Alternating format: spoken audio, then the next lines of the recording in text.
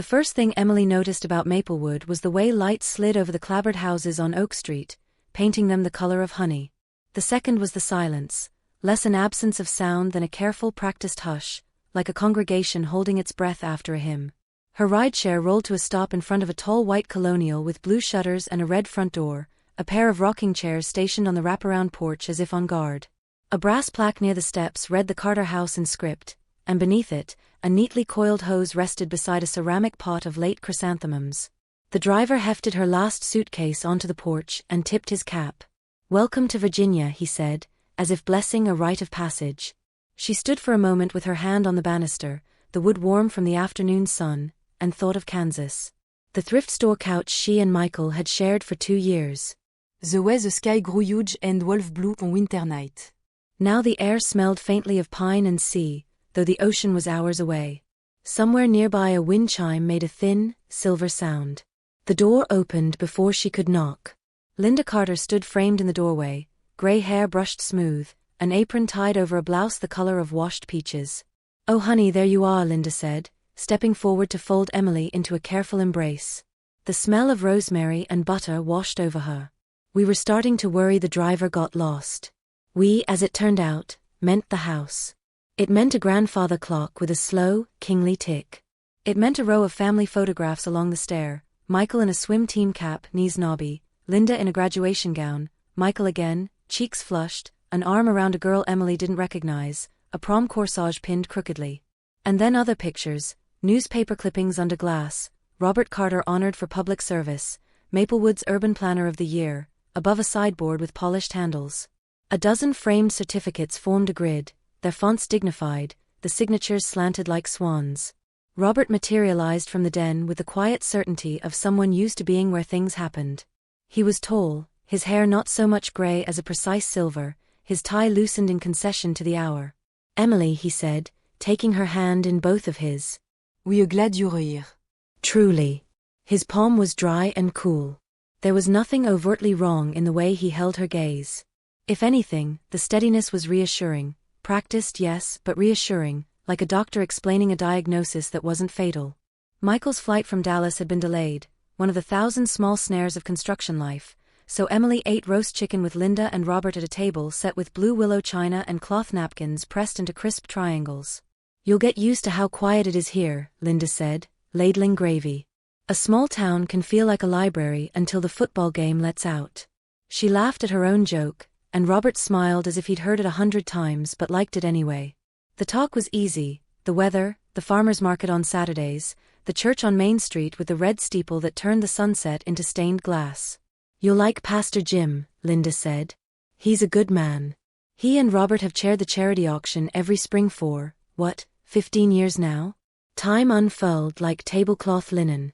After dinner, Linda showed Emily the guest room that would be theirs until Michael returned, south-facing, the light pouring in like warm milk.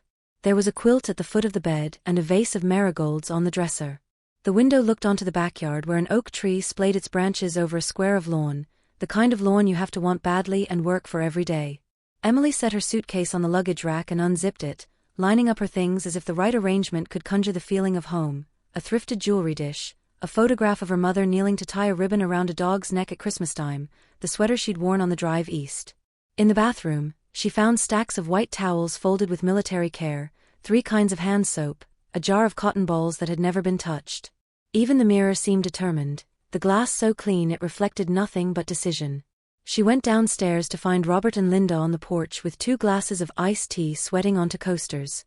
Sit, Robert said, rising to pull out a chair for her. The porch boards creaked under his feet in a way they did not under hers. He sat beside her rather than in the empty chair opposite, angling slightly toward her so she could smell the salt on his skin. "We hope this place can be yours as much as it's ours," he said. "Maplewood's good to people who are good to it." "We won't intrude," Linda added. "You'll have your own rhythms, honey. And with Michael gone so often, it's nice to have someone to fuss over again." She smiled, and Emily saw the ache behind it, a teacher's hands with no more lunches to pack, corners made sharp on habit alone. A pickup rumbled past. Kids on bikes shouted, their voices pealing like bells in the amber air. Across the street, a curtain twitched and stilled. The town felt smaller by the minute, not threatening but definite. It was a place where the concept of neighbor was both noun and verb. That night Emily lay awake and catalogued sounds. The grandfather clock's patient throat clearing. A whippoorwill in the oak. The hum of the central air turning over at exactly the same time twice in a row. If she closed her eyes, she could almost make a pattern of it, something like a song, if a song could be an instruction. Michael called near midnight, yawning. I'm sorry, AM. We are stuck on the tarmac. First thing in the morning, he promised. She loved the exhaustion in his voice, the way it folded into his tenderness. You like the house? He asked. She hesitated. It's beautiful, she said, and heard the humility in her own answer, a kind of apology for not having the right adjectives to hold something so impeccably arranged. In the morning, the kitchen smelled like cinnamon and coffee. Linda moved with the brisk economy of someone who had portioned food for 100 children. Robert poured a second cup for Emily without asking, as if he had already memorized the ratio she preferred. People matter in a place like this, he said, gesturing at the headlines laid flat on the table. Who shows up, who keeps their promises. He smiled as if the sentences were vows he'd made to himself a long time ago and kept. Around 9, he offered to drive her to the Walmart on the highway so she could pick up toiletries Michael liked. I don't want to be any trouble, she said, and he laughed, a sound calibrated to persuade. Nonsense. Your family. Oak Street didn't say family without meaning it, and she nodded and got in the SUV. In the parking lot, a man in a stained jacket staggered toward her as she pushed a cart past the garden section. Hey, sweetheart, et slurred, pantomiming à Galambeau. Robert materialized at her side, stepping between them so smoothly it was theatrical. Keep moving, he told the man, but not unkindly, and the man drew back with a roll of the eyes and a muttered apology to nobody. Back at the house, Linda was arranging the tulips Robert had bought without comment.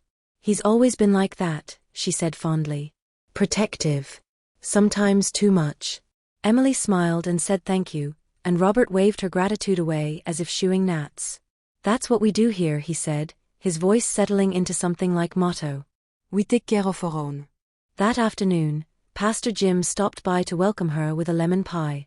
Maplewood's lucky to have another teacher in its midst, he said, crossing his ankles on the edge of the porch.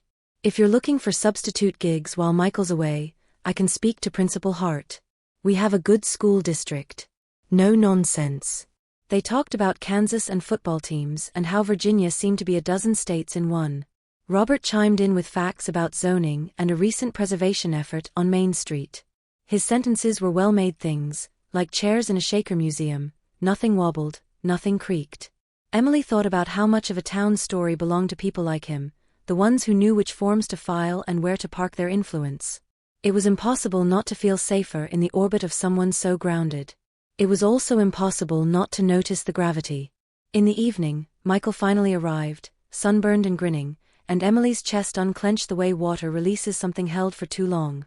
They ate takeout pizza on the porch because Linda said some occasions should be greasy on purpose, and Robert told a story about Michael's first baseball game that turned his son's mortification into everybody's pleasure. After dessert, Robert clapped Michael on the shoulder and said, "We're lucky men, aren't we?" His voice softened on the plural. Later, in the guest room, Emily and Michael lay under the quilt and whispered about nothing until their words dwindled to breath. He fell asleep first, as always. She lay awake a little longer, thinking of the brass plaque and the clock and the photographs aligned on the stairs. Thinking of the way Robert had stood between her and the man in the parking lot so matter-of-factly, like he'd been practicing for the role his whole life. Thinking of how the porch boards had spoken under his feet, the sound deeper than when anyone else walked there, as if the house itself recognized his weight. Somewhere in the dark, a floorboard eased. The hush deepened, crept, then settled. Emily pulled the quilt higher and told herself it was the house expanding as the night cooled, nothing more. In Maplewood, houses were expected to do their part. So were people. The morning air in Maplewood carried the faint tang of wet leaves and chimney smoke, the kind of scent that belonged in a Norman Rockwell painting.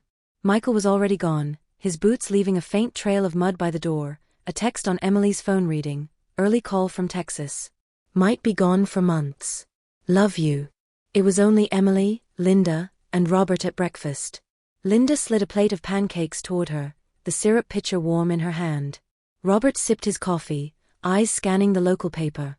He read the headlines aloud, budget approvals, a charity bake sale, a zoning dispute on Main Street, his voice steady, as if even the smallest news deserved its own ceremony. "You'll have plenty of time to settle in," Linda said. "And when you're ready, you should see the Saturday farmers market. Everyone goes, even if it's just to talk." Robert looked over the top of the paper. "I can take you this weekend. There's a stand that sells the best apple butter in the county." Emily nodded, smiling politely. "That sounds nice." After breakfast, Linda disappeared into her sewing room, humming along to an old Patsy Cline record. Robert lingered in the kitchen, leaning one hand on the counter. Do you need anything today? "Toiletries, groceries? I have errands in town." "I might take a walk," Emily said, "just to see the neighborhood." "Good idea," he replied, the faintest curl of approval in his voice. "But it's better if you know the streets first. Small towns can be particular. People notice." She walked Oak Street slowly, memorizing the way each house seemed to announce itself: white fences freshly painted, pumpkins on porches, flags rippling from poles. Every neighbor she passed offered the same smile, polite but measuring. At the corner cafe, a chalkboard sign advertised a pie contest sponsored by the church. Emily realized the church steeple was visible from nearly every point in town, its red spire a constant reminder of where people gathered and what they whispered about. That weekend, Robert drove her to the farmers market in his SUV. The air smelled of cider and fried dough, the hum of conversation punctuated by the bark of vendors calling out their wares. Robert moved easily through the crowd, stopping to shake hands, to greet people by name. "This is my daughter-in-law Emily," he told the woman selling pies. "She's new to town." The woman's eyes lit up. "Oh, Michael's wife. "Well, we're glad to have you. You've married into one of Maplewood's finest families." Robert's smile deepened, but his hand on Emily's back lingered just a beat too long before he guided her toward the next stall. She told herself it was nothing, just his way of steering through the crowd. Later, as they carried paper bags to the car, a man stumbled out from behind a truck. His eyes were bloodshot, his jacket unbuttoned against the cold. "Pretty girl like you shouldn't be walking alone," he slurred at Emily. Robert stepped forward so quickly it startled her. "That's enough," he said evenly, his body between hers and the man. The man muttered something under his breath and backed away. In the car, Robert said, "This is exactly why I don't like you walking around without someone with you. Maplewood's safe, but it's still the world. You never know." Emily murmura thank you. Part of her was grateful. Another part felt the way the words wrapped around her, less a blanket than a rope. Days fell into a rhythm. Linda kept herself busy with church activities, quilting bees, and visits to friends. Robert seemed to have an endless list of necessary errands that conveniently included Emily. A trip to the hardware store. A detour to the park where the leaves had turned gold. Coffee at the cafe on Main Street, where he always chose the booth with the widest view of the room. One afternoon, at the Walmart, Emily noticed a pair of women from church watching them from the next aisle. When she smiled in greeting, they exchanged a glance and leaned in close to each other, their words too quiet to hear. Robert didn't seem to notice, or pretended not to. The whisper started small. At Sunday service, a woman in a navy dress told Linda how wonderful it was that Robert was helping Emily adjust. At the post-service coffee hour, a man joked that Robert was keeping an eye on the new girl, while Michael was away. The laughter that followed was light, but Emily could feel the weight of it settling on her shoulders. Robert dismissed it with a wave when she mentioned it. "People talk. It's what they do. As long as we know the truth, nothing else matters." His hand found her shoulder briefly, a gesture that might have been paternal if it weren't for the way his thumb traced a small arc before withdrawing. At night, Emily lay awake in the guest room, listening to the house breath.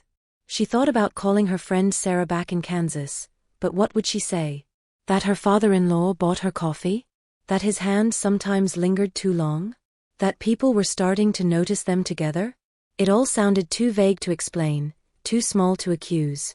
One evening, Linda had a church meeting that would keep her out late. Emily offered to make dinner, thinking it would be an easy gesture.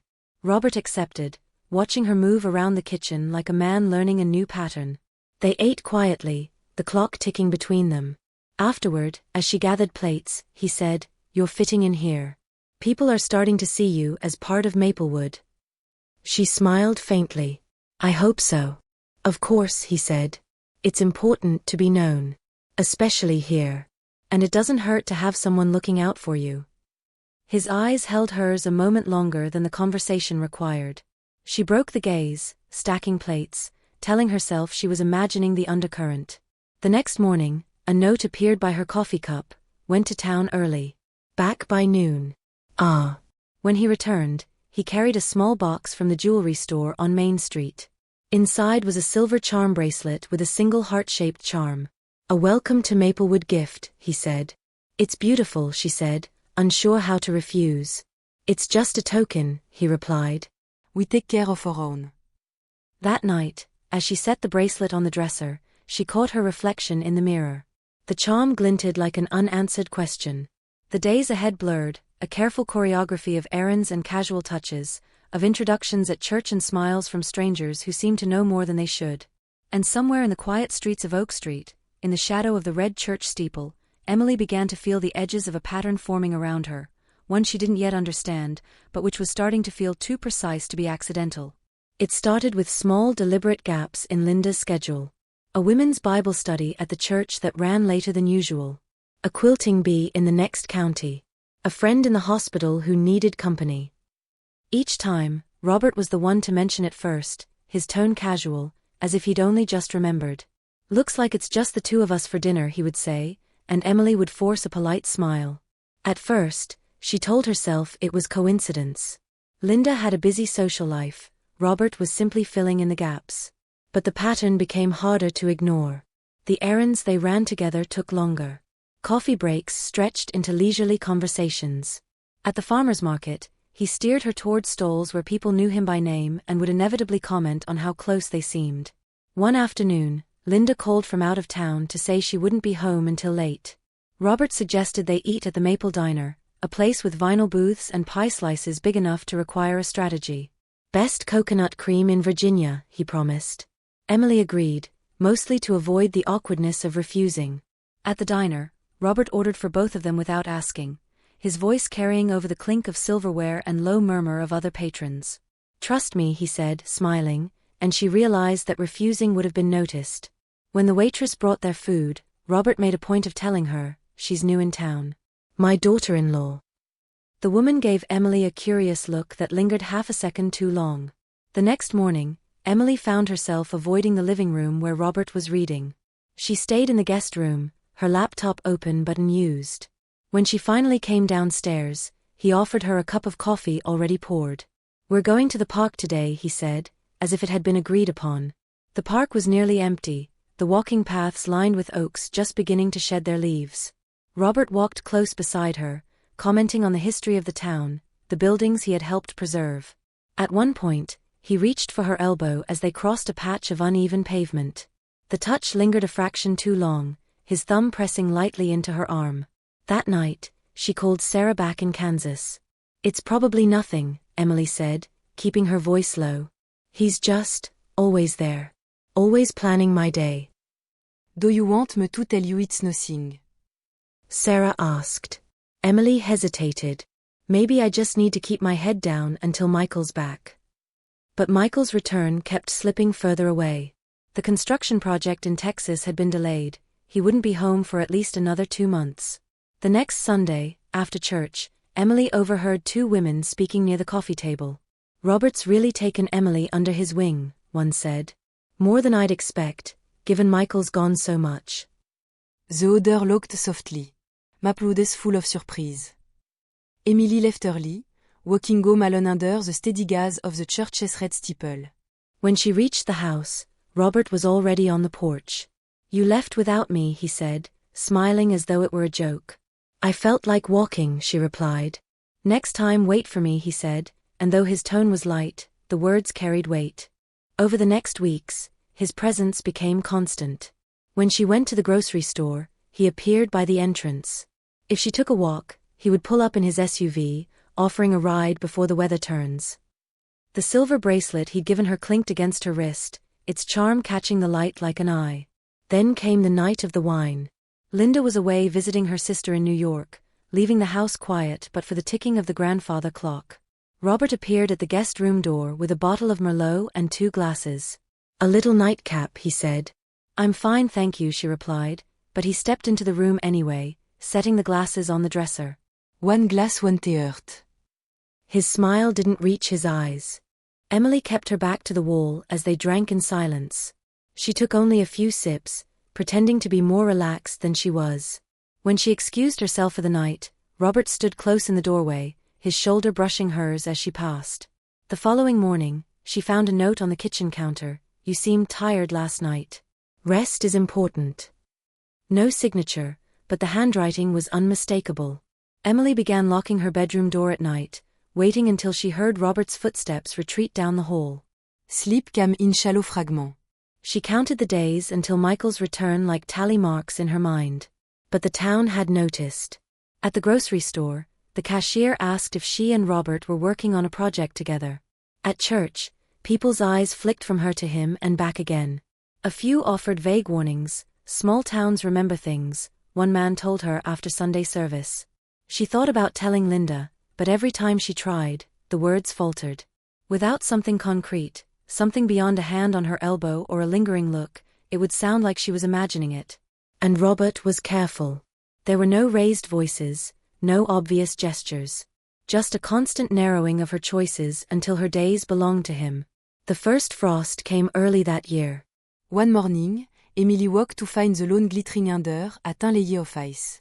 From her window, she saw Robert in the yard, trimming the oak branches. He looked up and waved, the movement easy, familiar. She stepped back from the window before waving in return. Later that day, Linda mentioned she would be gone again for a church fundraiser in Richmond. "Robert can keep you company," she said, her tone innocent. Emily smiled weakly. "Of course." That evening, she sat on the porch swing, the air cold enough to bite. Robert joined her, handing her a mug of cocoa. They watched the street in silence. A pickup truck rumbled past, a curtain shifted across the road. "You're becoming part of Maplewood," Robert said finally. "People trust you." "They trust me." His gaze lingered, and Emily felt the weight of it like the frost settling on the grass. She nodded but said nothing. Inside, the clock chimed 7, its tone filling the house. Emily realized that every sound, the clock, the creak of the porch, the low hum of the heater, had become part of the same rhythm. And Robert was always somewhere in the beat. The weather turned raw in mid-November, a bone-deep chill that made the air taste like iron. That Friday, Linda packed an overnight bag for her trip to New York, where she'd be helping her sister recover from minor surgery. She bustled through the house making lists, notes for Robert about bills due, a reminder to Emily about the plants in the sunroom, and left just after lunch. The front door clicked shut, and the sound felt heavier than it should have. By mid-afternoon, the wind was rattling the windows. The sky pressed de l'eau over Maplewood, bruise den swollen with rain. Emily tried to read in the guest room, the quilt pulled tight around her shoulders, but the light kept fading until the words blurred. Around 6, the storm rolled in hard. Rain slashed against the siding, and the oaks groaned in the wind. She was in the kitchen making tea when the lights flickered once, twice, then went out. The refrigerator fell silent. The grandfather clock's pendulum ticked on in the dark. Emily's phone flashlight cast a thin white cone as she made her way to the drawer where Linda kept candles and matches. She lit 3 and set them on the counter, their flames trembling in the draft. Robert appeared in the doorway, his shadow stretched across the floor. "Power's out all over town," he said. His voice was calm, almost pleased, as though the storm had fulfilled some quiet expectation.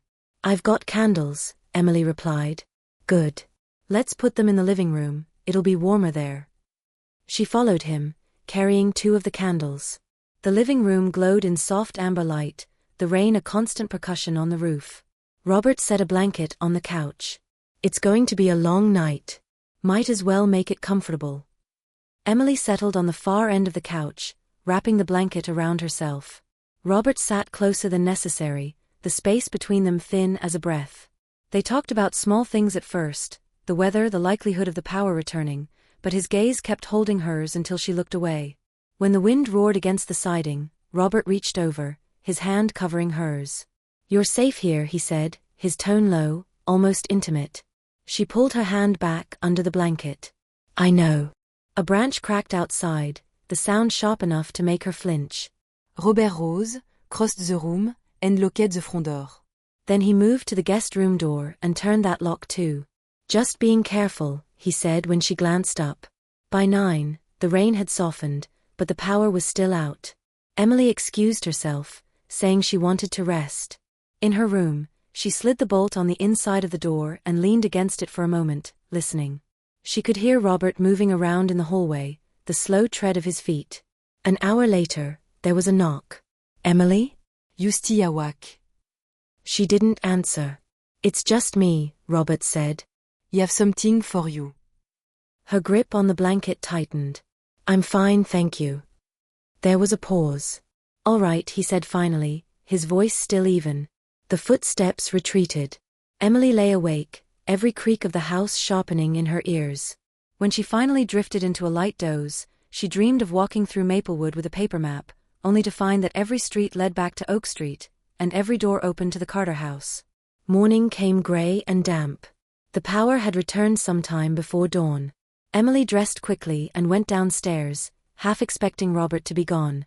Instead, he was at the kitchen table with 2 mugs of coffee, as if nothing unusual had happened. "Sleep all right?" he asked.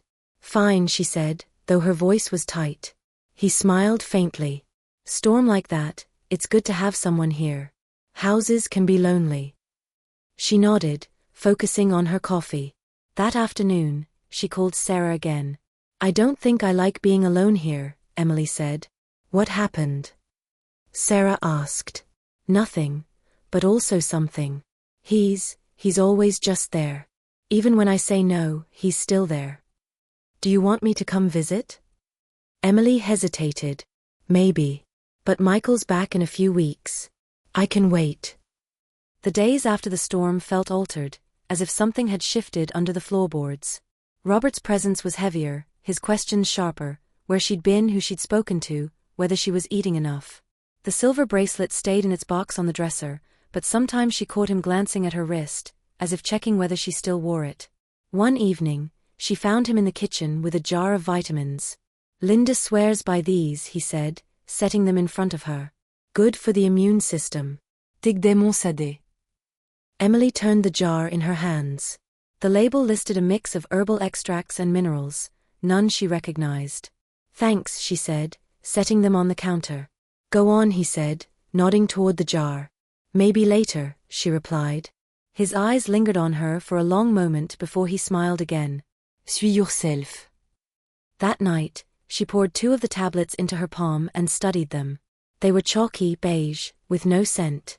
She set them back in the jar and placed it at the back of the cupboard. The air in the house felt different now, thicker somehow, as if the walls were leaning in. Emily found reasons to spend more time in her room, the door locked, her phone close by. She marked the calendar in her notebook, counting down to the day Michael was due home. But Maplewood was a small town, and small towns notice things. At the Sunday coffee hour after church, a woman leaned close and said, "It's nice that Robert looks after you. Not every man would be so attentive." Her tone was light, but her eyes searched Emily's face. Emily smiled thinly and excused herself, stepping out into the cold air. She walked home quickly, the church steeple at her back, the red spire shrinking with each step. At the house, Robert was on the porch, leaning against the railing. "I missed you at the end of service," he said. "I needed some air." He nodded, his eyes narrowing slightly. Air is good. "But don't wander too far." The words were almost casual, almost. Emily went inside, closing the door behind her, the sound loud in her ears. Upstairs, she sat on the edge of the bed, staring at the bracelet in its box. She thought of the locked doors during the storm, the jar of vitamins, the careful schedule that always left her alone with him. The pattern was no longer forming, it was complete. She just didn't know how to step outside of it. 2 weeks after the storm, Emily found herself staring at a white plastic stick on the bathroom counter, the faint pink lines forming as though they'd been waiting all along. She read the instructions twice, then a third time. The lines didn't change. She sat on the closed toilet lid, the hum of the heater filling the silence. Michael had been gone for nearly 4 months. The math was impossible to ignore. Her first thought was of him, how he would look at her, what he would think, and then of Robert, his steady presence woven into her days whether she wanted it or not. When she emerged from the bathroom, she tucked the test into the bottom of her bag. That night, she avoided Robert by claiming a headache and retreating early to her room. The door stayed locked until morning. But Robert noticed. The next day, over breakfast, he studied her face for a beat too long. "You're quiet today," he said. "Just tired," she replied. "Maybe you need more vitamins," he said, and smiled. 2 days later, he appeared in the kitchen holding a paper bag from Maplewood Pharmacy. "Picked up something for you," he said, placing a small amber bottle on the counter. "Special blend. Linda's friend swears by it. Keeps you strong." Emily picked up the bottle. The label listed no brand name, just the words Herbal Wellness Formula in plain black letters. The Pill Inside Wear à Dusty Brown. "I really don't need," she began, but Robert cut her off gently. "It's important to take care of yourself. Especially now." His gaze lingered on her stomach for a fraction of a second. That night, she emptied one of the pills into a tissue and crushed it with the back of a spoon. The smell was bitter, earthy, but something else hid underneath, a chemical tang she couldn't place. She flushed the powder and put the bottle back where she'd found it. She began pretending to take them, shaking one into her palm when Robert was watching, then slipping it into her pocket. The rest she disposed of when she could. Meanwhile, the whispers in town grew louder. At the grocery store, 2 women from the church stopped mid-conversation when Emily turned into their aisle. One offered a quick smile.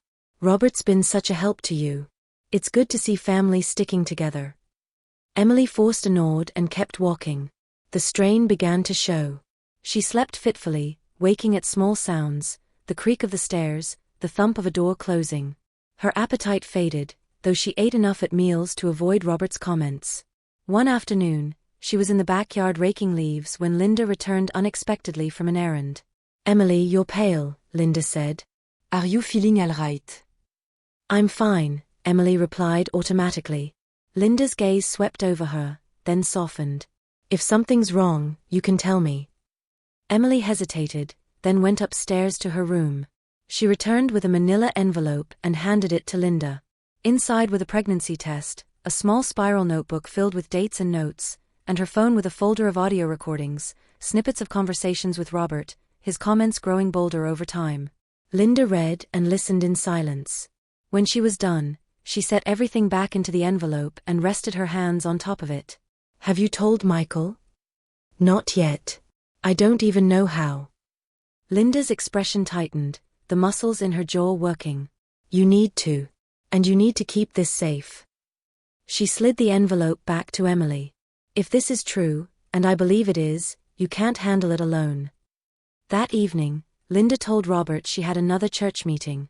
She left without mentioning the envelope, her face composed but her eyes unreadable. Emily used the quiet to call Sarah. "I think Linda knows," she said. "That's good, right?" Sarah asked. "I don't know." "Robert, he's careful. And people here trust him." "Then you'll need more than trust," Sarah replied. "You'll need proof that no one can ignore." Over the next week, Emily kept her phone close, recording whenever she could. She noted the times Robert appeared unexpectedly, the errands he suggested, the comments that hinted he knew more than he said. One night, she caught him outside her door. "You should get some rest," he said through the wood. His voice was calm, but there was an insistence beneath it, like a hand pushing gently but firmly against her back. A few days later, Michael called to say his project was wrapping early. "I'll be home in 3 weeks," he said. "Maybe sooner if the weather holds." Emily almost cried with relief. "I can't wait," she said. Robert's mood shifted after that. He grew quieter, less inclined to make small talk. But his eyes followed her in the kitchen, at the table, on the porch. The bottle of vitamins stayed on the counter, its contents untouched except for the pills she discarded. Linda, too, seemed to be watching him more closely. One afternoon, Emily saw her standing in the doorway to the kitchen, arms crossed, while Robert reached for the bottle. He noticed her and smiled, but his hand fell back to his side. The tension in the house was palpable. Emily counted the days, marking them in her notebook like a prisoner scratching lines into stone. On the 12th day, she found a folded note on her pillow. It was Robert's handwriting. "We need to talk. Tonight." Downstairs. She burned the note in the bathroom sink, watching the flame curl the edges until it was nothing but ash. When night came, she stayed in her room, the door locked. She heard his footsteps outside, the pause as he stood there, then the slow retreat down the hall. She lay awake until dawn, the envelope still under her bed. The sky lightened by degrees, the oaks casting long shadows across the lawn. Michael would be home in 9 days. 9 days to keep her head down, to hold her ground, and to make sure she survived whatever those days might bring. The morning Michael was due home was bright and brittle, the kind of winter day where the sun's light felt sharp rather than warm. Emily had been up since before dawn, unable to quiet the churn of her thoughts. She reheated coffee twice, each time letting it go cold again before she could drink more than a few sips. Linda moved through the kitchen with a deliberate calm. She had said little since returning from her trip to Richmond 2 days earlier, but Emily could sense her attention in small glances, in the way she sometimes lingered in a doorway before speaking. Robert had been out since early morning, running errands as he put it. You have everything you want, tout c'est ready. Linda asked as she set down a clean plate. Emily nodded. I think so. I'm not sure how he'll react. Linda's expression softened. Michael love you. That matters more than the rest. But it will be hard for him. And for you. By the time Michael's car turned into the driveway, Emily's palms were damp. She stood on the porch beside Linda, the cold biting through her sweater. Michael climbed out, smiling at first, then frowning slightly as he looked from her to his mother. Inside, while Linda retreated to her sewing room, Emily led him to the guest room and closed the door. He sat on the edge of the bed, his duffel bag still at his feet. What's going on? He asked. Emily took a deep breath and told him everything. She started with the early errands, the farmer's market, the small touches. She described the storm, the vitamins, the conversations that seemed to narrow her choices day by day. Her voice shook when she reached the pregnancy test, but she pushed through. When she was done, she handed him the manila envelope. Michael opened it, reading her notes, listening to the audio clips, his jaw tightening as each one played. By the time he finished, his knuckles were white where his hands gripped the papers. He's my father, Michael said quietly, more to himself than to her. Then he shook his head. No.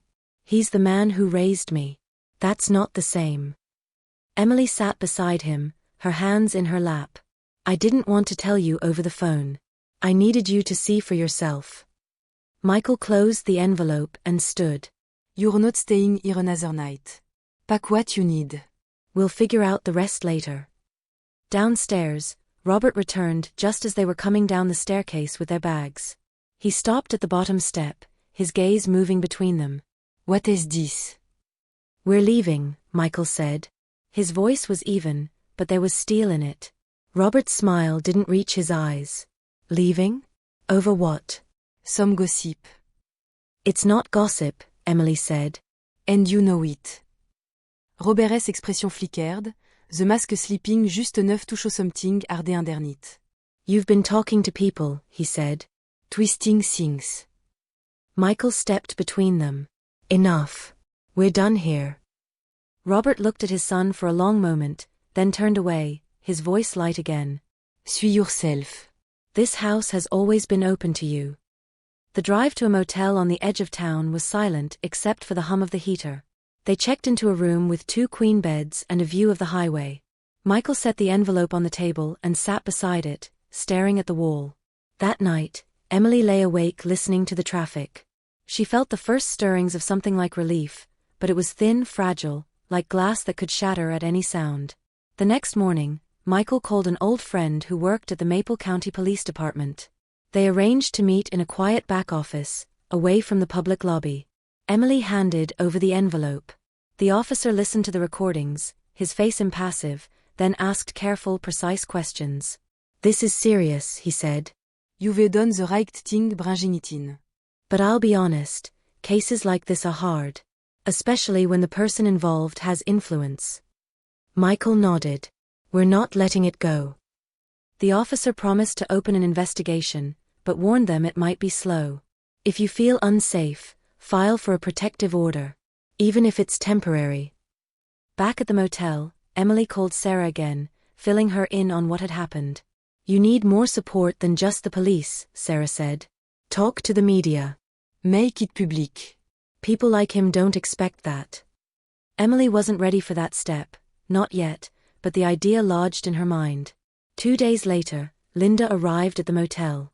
She carried a small suitcase and a determined expression. I told him I'm visiting a friend, she said. But I'm not going back there. Not while this is happening. Michael looked at his mother, something unspoken passing between them. We'll keep each other safe, he said. The next week was a blur of meetings with investigators, writing statements, and trying to keep a semblance of normalcy. Emily found a doctor in a neighboring county, one far enough that no one from Maplewood would see her in the waiting room. The news from the appointment was a strange mix of fear and resolve. Her health was stable, but the reality of her situation had settled in fully now. At night, she sometimes dreamed of Oak Street, of the red front door and the way the porch boards creaked under Robert's weight. She would wake with her heart pounding, reaching for the light. On the 7th night in the motel, there was a knock at the door. Michael looked through the peephole, then opened it to reveal a plainclothes officer. We've scheduled an interview with Mr. Carter for tomorrow morning, he said. It would be helpful if you could be nearby in case we need clarification on any points. Emily agreed, though the thought of being anywhere near Robert made her stomach knot. The next morning, they waited in a conference room down the hall from the interview. Through the closed door, she could hear the murmur of voices, the scrape of a chair. At one point, Robert's voice rose, then fell again. An hour later, the officer returned. He denies everything, he said. Claims you misinterpreted his actions, that the recordings are out of context. Emily had expected as much, but the words still stung. It's all right, Michael said quietly. This is just the beginning. As they left the station, Emily glanced at the winter sky, pale and stretched thin. The wind cut cold across her face, but she kept walking. There was no going back now, not to Oak Street, not to the silence she'd lived in before. The following days in the motel blurred together into a rhythm Emily had never wanted but now relied on: early coffee with Linda, calls from the police department, quiet dinners in the small dining area while the television played the local news. Each morning she woke to the sound of trucks on the highway. Each night she double-checked the lock on the door before trying to sleep. On the 4th day after Robert's interview, Michael's phone rang. He listened in silence for nearly a minute before his jaw set. When he hung up, his eyes were dark. He's talking, Michael said. He's telling people you've been having an affair with one of the teachers at the elementary school. Emilies briscocht. That's ridiculous. I barely know anyone here. That doesn't matter. He knows how fast gossip moves in Maplewood. By the next morning, the whispers had started. Sarah forwarded a screenshot from a Maplewood community Facebook group, vague posts about not judging but being disappointed, and keeping our town's reputation clean. None mentioned her by name, but the timing was too precise to ignore. Linda slammed her coffee cup onto the motel table when she saw it. He's trying to make you the problem. He thinks if people question your character, they'll dismiss everything else. Michael rubbed his forehead. We need to move faster. The longer he controls the narrative, the harder this will be. That afternoon, they met with a reporter from the regional paper. She had covered high-profile local cases before, and her questions were sharp. Emily hesitated at first, but the reporter's calm focus steadied her. She showed the envelope, the notes, the recordings. This is going to cause a stir, the reporter said. He's well known, well connected. But if you're ready to go on record, we can make sure your side is heard. Emily agreed, her voice steady now. I don't want this happening to anyone else. 2 days later, the story went live. Former Maplewood official accused of harassment, coercion by daughter-in-law. The article quoted Emily, described the evidence, and noted that the police investigation was ongoing. Within hours, the piece had been shared hundreds of times, sparking both outrage and disbelief. The motel phone rang twice that night. The first call was a woman from a neighboring town who said she'd had her own unsettling encounters with Robert years ago. The second was silent for a long time before a man's voice muttered, "You should leave while you can," and hung up. The next morning, Michael found a note slipped under their door: Maplewood doesn't need liars. No signature. Linda S. Fassardend. This is exactly why people stay quiet. But we're not going to. The backlash only seemed to make Emily more determined. She met again with the reporter, this time for a follow-up piece focused on the culture of silence in small towns. Other women began to reach out privately, their stories echoing her own: unwanted attention, subtle threats, reputations ruined when they spoke up. Meanwhile, the police gathered more evidence. The officer handling the case told them they were close to making a formal move. "We just need one more strong corroborating account," he said. That account came unexpectedly. Late one evening, Emily received an email from an address she didn't recognize. The message was short: "I used to work for him at the county office. I know what he's capable of. I'm willing to talk." It was signed only with a first name. The next day, the woman met them at a cafe 30 miles away. She was in her 50s, with tired eyes and a voice that wavered only slightly as she spoke. She described incidents from years earlier, her words painting a pattern so similar to Emily's that it was impossible to ignore. "I never said anything because I knew no one would believe me," the woman said. "But if you're speaking out, maybe it's time I do too." The police took her statement the same day. The officer's tone when he called Michael later was different, more certain. "This strengthens your case significantly. We'll be moving forward." 2 mornings later, Robert was served with a summons to appear in court for a preliminary hearing. The news traveled fast. This time, the Facebook posts weren't just vague, some were openly critical of Robert. "About time," one read. Another simply said, "Believing women isn't a threat to Maplewood, it's the only way forward." Still, there were those who stood by him. At the grocery store, a man glared at Emily as she passed. At a gas station, someone muttered "homewrecker" under their breath. She kept her eyes forward and walked on. The night before the hearing, Michael found Emily sitting by the motel window, looking out at the highway lights. "You're not alone in this anymore," he said. "I know," she replied. "But I don't think I realized until now how much I'd been carrying." He sat beside her, their shoulders touching. "After tomorrow, it changes." The next morning, they walked into the courthouse together. Linda was already there, seated in the front row of the gallery. The room smelled faintly of paper and dust, the air heavy with a low murmur of voices. When Robert entered with his lawyer, he didn't look at them. He took his seat at the defense table, his posture straight, his expression carefully blank. The judge called the session to order. As the lawyers began their arguments, Emily felt the knot in her chest loosen just slightly. The process had begun, and whatever happened next, it was no longer confined to Oak Street and whispers in the pews of the red-steepled church. For the first time in months, she felt the faintest edge of control return, not complete, not secure, but enough to hold on to. The preliminary hearing was less about drama and more about procedure, but for Emily, every minute in that room felt heavy. The prosecutor outlined the allegations in measured terms, describing the timeline of Robert's behavior, the recordings, and the corroborating statement from his former colleague. Robert's attorney leaned hard on his reputation, decades of public service, leadership in community projects, and the absence of any prior criminal charges. "This is a misunderstanding," the lawyer said, his voice firm but calm. "A private family matter being twisted into something malicious." When Emily was called to the stand, she kept her eyes on the prosecutor and the judge, not on Robert. She described the pattern of control, the errands, the small touches, the gifts, the vitamins. She explained why she had started documenting their interactions. Her voice stayed steady until she reached the part about the pregnancy test, then she paused, inhaled slowly, and went on. The defense attorney tried to frame her testimony as exaggeration. "Isn't it possible," he asked, "that Robert was simply being a caring father-in-law in his own way?" Emily met his gaze without flinching. "There's a difference between care and control. And he knew exactly what he was doing." By the end of the hearing, the judge ruled there was enough evidence for the case to proceed to trial. A trial date was set for 2 months later. Outside the courthouse, reporters waited. Microphones angled toward her, cameras blinking red. Emily gave a short statement: "Speaking out isn't easy. But silence lets people like him keep doing what they do. I'm not going to be silent anymore." The story spread quickly. Regional news stations covered it, and a few national outlets picked it up as part of a broader conversation about power dynamics in small communities. Messages poured in, some supportive, some cruel.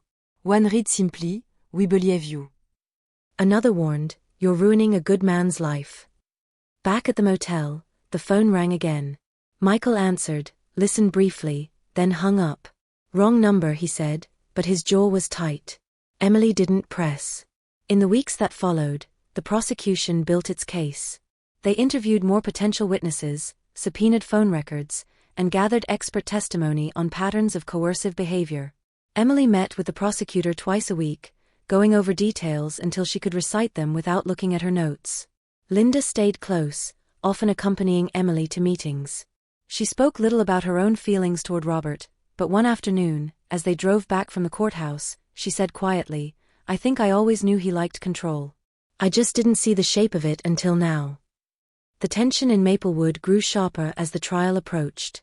Some residents avoided Emily altogether, while others offered quiet nods of support when no one else was looking. At church, the pastor spoke broadly about truth and courage, never naming names but making it clear he knew what was happening. A week before the trial, an anonymous envelope arrived at the motel. Inside was a flash drive. On it was a series of emails, years old, between Robert and several women. The messages weren't explicit, but they carried the same tone Emily knew too well: compliments laced with subtle demands, offers of help that came with unspoken expectations. The prosecutor was pleased. "This helps establish a pattern," he said.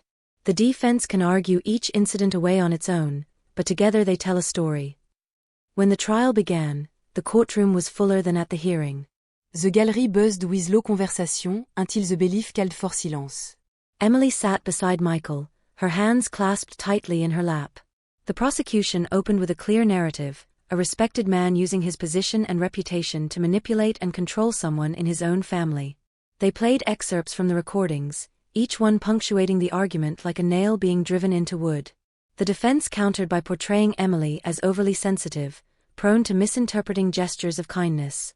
They hinted at marital strain while Michael was away, suggesting she had filled the gap with imagined slights and suspicions. When Linda took the stand, she was composed but firm. She confirmed that she had seen changes in Emily's behavior: withdrawal, anxiety, reluctance to be alone with Robert. When asked if she believed Emily, her answer was simple: yes. Without hesitation. Midway through the second day, the former county employee testified. Her account mirrored Emily's in enough ways to make the pattern undeniable. The defense tried to cast her as disgruntled over a promotion she hadn't received, but her calm, precise answers held up. The most tense moment came when the prosecution played the full version of a recording Emily had captured one evening in the kitchen. Robert's voice was low, almost conversational, but the words were unmistakable: "You don't have to tell anyone. They wouldn't believe you anyway." The silence that followed in the recording was almost as loud as the murmurs that swept through the courtroom. Robert kept his expression neutral, but Emily saw the flicker in his eyes, the first crack in the careful facade. As the trial moved into its final phase, the atmosphere in the courtroom shifted. The defense grew more aggressive, but the jury's faces revealed little. Emily answered every question, holding her ground even when the cross-examination felt like a test of endurance. On the final day, both sides delivered closing arguments. The prosecutor spoke of accountability, of the courage it took to confront someone with power in a community that valued its image.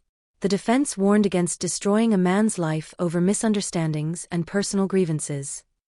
When the jury left to deliberate, the room exhaled a one. Emily sat with Michael and Linda, the quiet hum of the ceiling fan marking the passing minutes. They didn't have to wait long. Less than 3 hours later, the jury filed back in. Emily's heart pounded as the foreperson stood. The verdict was read in a clear, steady voice: guilty on charges of harassment and coercive control. Robert's shoulders dropped slightly, the first visible sign of defeat. The judge set sentencing for the following week. Outside, reporters swarmed again. Emily repeated what she'd said before, but this time her voice carried more weight: no one should be above accountability. Not in Maplewood. Not anywhere. That night, for the first time since she'd arrived in town, she slept through until morning. The week between the verdict and sentencing felt suspended in a strange, fragile quiet. For Emily, it was as though the entire town was holding its breath, waiting to see whether justice would be a full stop or just a comma in Robert Carter's story. Michael drove them back to the house on Oak Street on Lyons, to gâter the last of Emilie's belongings. Linda had decided not to return for now: too many memories in the walls, too much of Robert in every creak of the floorboards. The house smelled faintly of cedar and something else she couldn't quite place, like a scent that lingered after someone leaves a room. Emily moved quickly through the guest room, packing the last of her clothes and slipping the jewelry dish into a box. The silver bracelet Robert had given her still sat in its box on the dresser. She left it there without a second glance. Michael handled the rest, closing the door to Robert's study, pulling the blinds, making sure the locks were set. As they left, Emily caught sight of the red church steeple down the street, framed perfectly between two bare oak branches. For a moment, she wondered how many other stories it had silently watched. Back at the motel, the calls and messages from reporters continued. Some wanted to know how she felt about the verdict, others asked whether she believed Robert would serve time. Emily answered politely when she could, but she was careful not to let herself believe it was over. Linda stayed close, often cooking in the small motel kitchenette. "It's strange," she said one night over dinner, "how quickly people adjust. A week ago, everyone was arguing about whether to believe you. Now they just want to know the details of the sentencing." Emily understood. In a town like Maplewood, stories either faded quickly or became legend. Which one this would be was still uncertain. On the morning of the sentencing, they arrived at the courthouse early. The same reporters were there, their breath fogging in the cold air, cameras poised. Inside, the gallery was full again, some faces familiar, others new. Robert entered wearing a dark suit, his silver hair neatly combed. He didn't look at Emily. His attorney stood beside him, expression tight. The prosecutor began by summarizing the evidence, the pattern of behavior, the impact on Emily's life. He emphasized the importance of accountability in a small community, noting that Robert's position had amplified the harm. When it was the defense's turn, Robert's lawyer spoke of his years of service, his contributions to the town, and the absence of physical violence. He argued for leniency, suggesting probation and community service instead of jail time. Then the judge turned to Emily. "Would you like to make a statement?" She stood, feeling the eyes of the room on her, and spoke slowly. She talked about the months of control, the way Robert's presence had closed in around her, the fear that had followed her into every corner of her days. She said she wasn't speaking only for herself, but for anyone who had been silenced by the belief that no one would believe them. When she finished, the courtroom was silent. The judge took a long moment before speaking. He acknowledged Robert's service to the community, but said it did not excuse his actions. "Power comes with responsibility," he said. "When that power is abused, the harm is magnified." The sentence was 1 year in county jail, followed by 2 years of probation, mandatory counseling, and a prohibition on holding any public position. There was a murmur in the gallery, some disappointed it wasn't longer, others surprised it was jail at all. Robert's jaw tightened, but he didn't speak. The bailiff led him away without ceremony. Outside, the reporters pressed forward. Emily gave only a brief comment, "It's a start. Justice isn't always perfect, but it matters that it happened." That night, back at the motel, Michael sat beside her on the bed. "We can leave now," he said. "Anywhere you want to go." Emily thought of Kansas, of the huge winter sky, but she also thought of the women who had reached out to her during the case. "Not yet," she said. "There's still more to do here." In the weeks that followed, she began meeting with a small group of women at the community center, those who had their own stories, some recent, some decades old. They talked about how to support each other, how to recognize patterns before they tightened into traps. Linda joined them sometimes, offering coffee and listening more than she spoke. Michael helped organize a charity run to benefit a regional victims advocacy group. Word of the meetings spread quietly. A few people came just to listen, others to share. Each time, Emily felt the weight she'd been carrying shift a little more. One evening, as she walked back to the motel from the community center, she passed Oak Street. The Carter house stood in the dim light, its porch empty, the brass plaque catching a faint glint from a street lamp.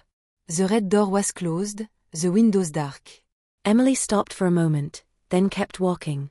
The house belonged to the town now, in all the ways that mattered, and so did the story.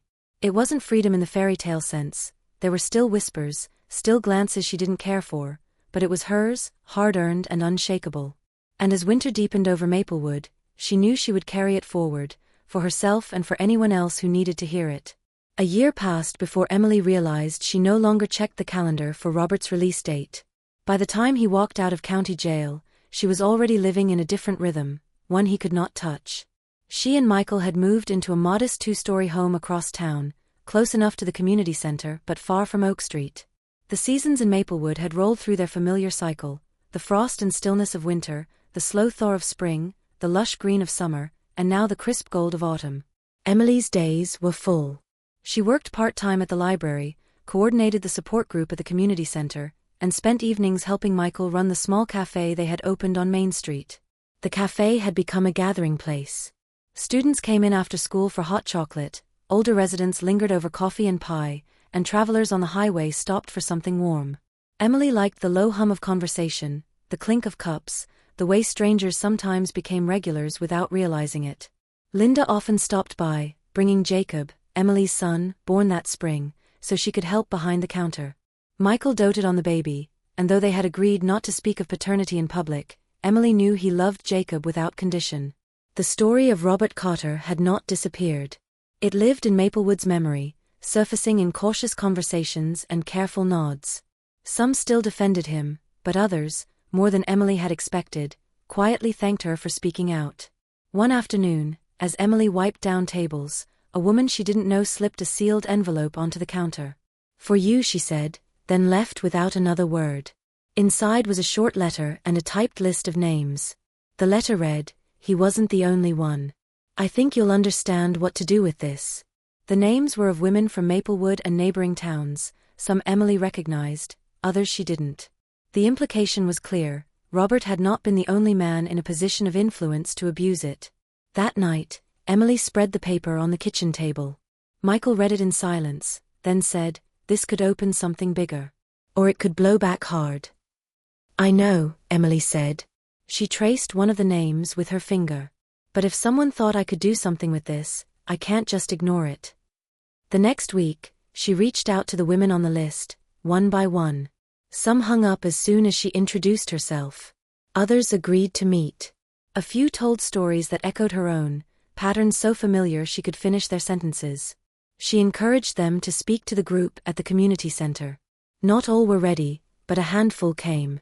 The meetings grew, the circle widening as more people began to see it as a place for truth instead of shame. One evening after a meeting, Emily stepped outside with Jacob in her arms. The air smelled of wood smoke, and the church bell rang in the distance. She thought of the night she had walked home from church alone, the red steeple watching her, and how much had changed since then. Robert's presence in town was now quieter, though not absent. She saw him once, across the street from the post office. He looked older, his shoulders more stooped, but his eyes still sharp. He didn't approach, and she didn't stop. They passed like strangers. Months later, a regional newspaper ran a feature on Maplewood's growing network of survivor advocates. The reporter interviewed Emily at the cafe, asking how she had gone from victim to organizer. "I don't think of it as becoming someone else," Emily said. "It's more like I stopped letting someone else decide who I was." The article brought more letters, more calls, more names. Some days, the weight of it felt heavy enough to crack her ribs. Other days, it felt like a thread she could follow toward something better. On Jacob's first birthday, the cafe closed early so friends and neighbors could gather. There was cake and music, the smell of coffee and cinnamon in the air. Linda took a photo of Emily and Michael holding Jacob between them, his small hands reaching for the frosting. Later that night, after the guests had gone and Jacob was asleep, Emily stood in the quiet kitchen. The window reflected her face, older now, but steady. Michael came in, setting 2 mugs of tea on the counter. "You know," he said, "we could move, if you ever want to start fresh somewhere else." Emily shook her head. "I don't need to start fresh. I just need to keep going. And I want to do that here." Outside, the street was still. A light breeze rustled the last of the autumn leaf. Somewhere in the distance, a train horn sounded, low and steady. Emily thought about the women whose names were still on her list, about the work left to do, and about the life she was building in the space Robert had once tried to claim. "We can't choose where we start," she said, almost to herself, "but we can choose where we finish." And for the first time in a long time, she knew exactly where that would be.